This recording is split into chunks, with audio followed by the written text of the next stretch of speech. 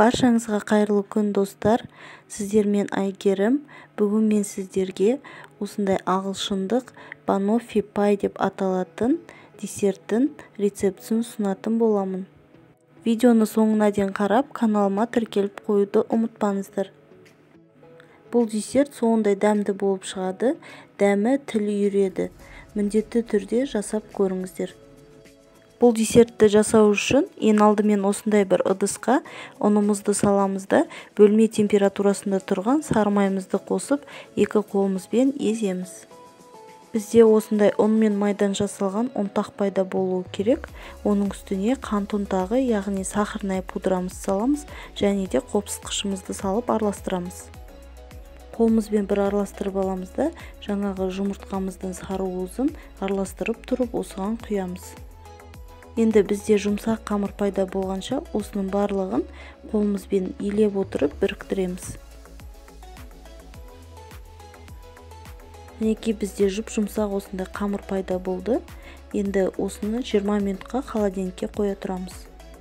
20 минуттан кейін холодильниктен қамырымызды аламыз да, осындай ыдысқа жақсылап екі қолымызбен жаямыз.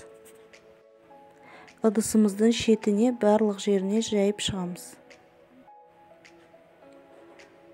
Мінекей біркелкі қылып осылай жайып аламыз да, енді ортаңғы жақтарын осылай вилкамен тесіп шығамыз.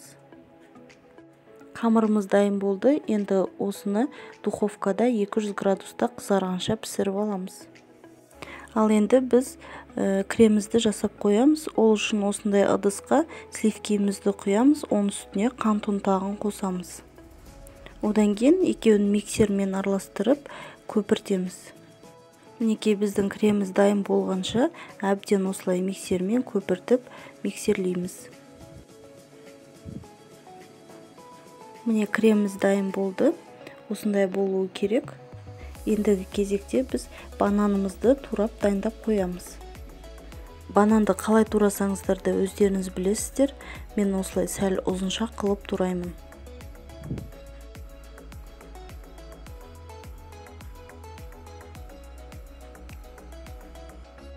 Мінекей біздің қамырымыз дайын болды. Енді қамырымызды сәл суытып аламыз да, оның үстіне жаңағы вареный сгущенкамызды жағып шығамыз.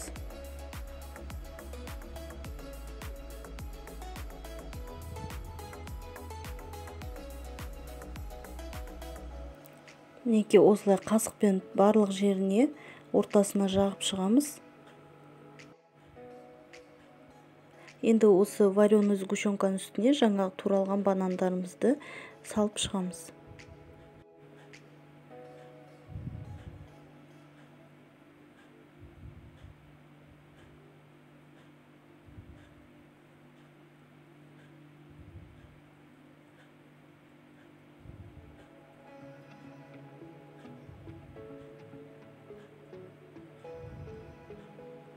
Мінекей банандарымыз салып шықтық.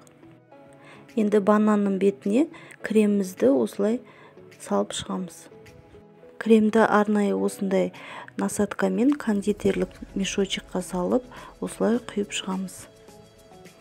Менің бұл насадкам арнайы вупи пай жасайтын насадка, сонымен істесеңіздер де болады.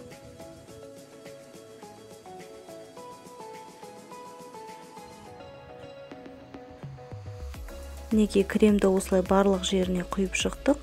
Енді ең соңында сита мен осылай какао ұнтағын бетіне сеуіп шығамыз. Меніңше өте әдемі шықты. Міндетті түрде жасап көріңіздер. Сіздермен болған Айгерім. Менің каналыма жазылып, рецептерім ұнап жатса, лайк басып, комментарий жазып қойыңыздар.